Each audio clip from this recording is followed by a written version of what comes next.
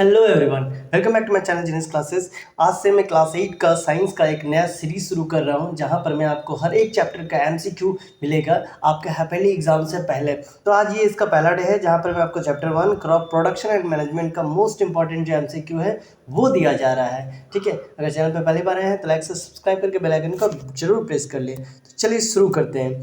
सबसे पहला जो क्वेश्चन इसमें दिया गया है, crops grown in a rainy season are called. Crop जो रेनी सीजन में ग्रो किया जाता है उसको क्या कहते हैं? Rabi season crop, monsoon crop या kharif crop? Your answer is kharif crop. इसके बाद आते हैं नंबर 2 में। नंबर 2 में को देखने के लिए करना पड़ेगा थोड़ा छोटा।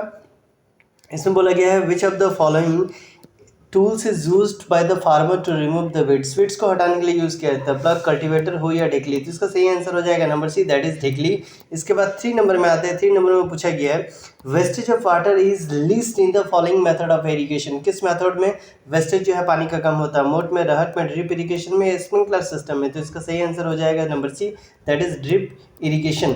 इसके बाद 4 नंबर में आपसे पूछा गया है harvesting can be done by the following method. Harvesting जो है किस मेथड से होता है? प्लगिंग से, थ्रेशिंग से, मैनरिंग से या इरिगेशन से? तो इसका सही आंसर हो जाएगा नंबर बी, जो है थ्रेशिंग से। नंबर 5 में दिया गया है which of the following is true for the fertiliser. कौन सा इसमें सच है फर्टिलाइजर के लिए? Use in the large quantity, organic in nature, do not cause the pollution या प्रोड्यूस इन द फैक्ट्री? तो नंबर डी सही हो जाएगा, क्योंकि ये फैक्ट्री में प्रोड्यूस किया जाता है। एकदम 100% सही है। इसके बाद 6 नंबर में आपसे पूछा गया है which activity of the farmers help in the growth of earthworm and microbes in a field. कौन सा एक्टिविटी से क्या होता है? माइक्रोब और अर्थवर्म जो है मट्टी में ज़्यादा फलता फूलता है। Levelling of soil, watering of soil, loosing of soil या प्लगिंग ऑफ सॉइल? तो इसका सही आंसर हो जाएगा लूजिंग ऑफ सॉइल।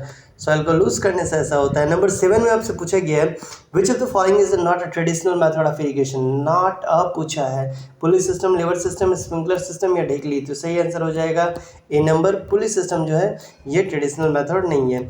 इसके बाद 8 नंबर में पूछा गया है the method of irrigation that involve a system of pipes and tube which supply the water by drop to plants। drop by drop इसमें प्लांट सप्लाई किया है, पानी सप्लाई किया जाता है। आपका ऑप्शन है ढेकली, स्प्रिंकलर सिस्टम, ड्रिप इरिगेशन या चेन पंप? तो इसका सही आंसर हो जाएगा number C, that is drip irrigation method. इसके बाद हम लोग आते हैं 9 नंबर में। 9 नंबर में पूछा गया है MCPA इज अ डैश। क्या है? मैन्योर है, फर्टिलाइजर है, वेडीसाइड है या कल्टीवेटर है? तो इसका सही आंसर हो जाएगा वेडीसाइड। और आपको इसका बताना है कि इसका फुल फॉर्म जो है वो क्या होता है, इसको कमेंट में आप जरूर बताएंगे। इसके बाद 10 नंबर में है, इसमें पूछा गया है increase in fish production. Fish का जो प्रोडक्शन है उसको क्या चीज़ से हम लोग रेफर करते हैं? ग्रीन रेवोल्यूशन से, व्हाइट रेवोल्यूशन से, पिंक रेवोल्यूशन से या ब्लू रेवोल्यूशन से? तो इसका सही आंसर हो जाएगा ब्लू रेवोल्यूशन से।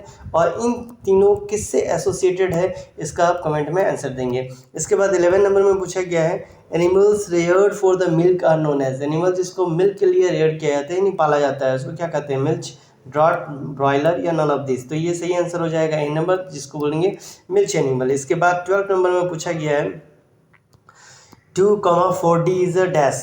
क्या है? पेस्टिसाइड, इंसेक्टिसाइड, फंगिसाइड या वीडीसाइड? तो ये वीडीसाइड है। और इसका फुल फॉर्म क्या है ये आप कमेंट में बताएंगे। इसका 13 नंबर में the term use for the process of separation of grain from a chaff, इसको क्या बोलते हैं? सीविंग, विनोइंग, थ्रेसिंग या हैंड पिकिंग? तो इसका सही आंसर हो जाएगा number C, that is threshing. इसके बाद 14 नंबर में पूछा गया है why are the grains dried in the sun before storing them.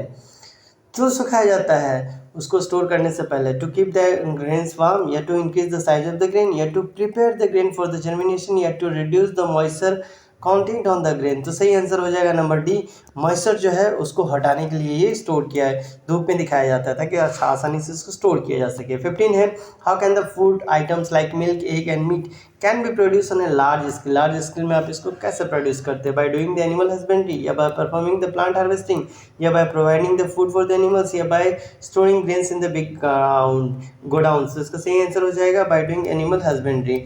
इसके बाद 16 नंबर में आपसे पूछा गया है the first step in the preparation of the soil. Soil का प्रिपरेशन के लिए पहला स्टेप क्या है? सोइंग, इरिगेशन, प्लोइंग या हार्वेस्टिंग? तो इसका सही आंसर हो जाएगा नंबर सी, जिसको प्लोइंग के नाम से जानते हैं। इसके बाद 17 नंबर में पूछा गया है which of the following crops is associated with the green revolution in India.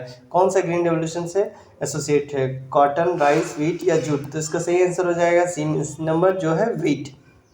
18 number में पूछा गया है the chemical used for the kill pest in the crop field are called manure, fertiliser, herbicide या pesticide? Pesticide का use किया जाता है paste को किल करने के लिए, मतलब कीड़ों मकोड़ों को मारने के लिए। इसके बाद इसके लिए थोड़ा सा करना पड़ेगा छोटा। हाँ, 19 नंबर में पूछा गया है the process of cutting and gathering the mature crop from the field. Cutting and gathering बोला गया है, आपका ऑप्शन है सोइंग, हार्वेस्टिंग, वीडिंग या थ्रेसिंग। तो मैच्योर कब होता है? मैच्योर होने का मतलब है पूरा पक गया है। पूरा पकने के बाद आप क्या करेंगे, इसको काट लेंगे।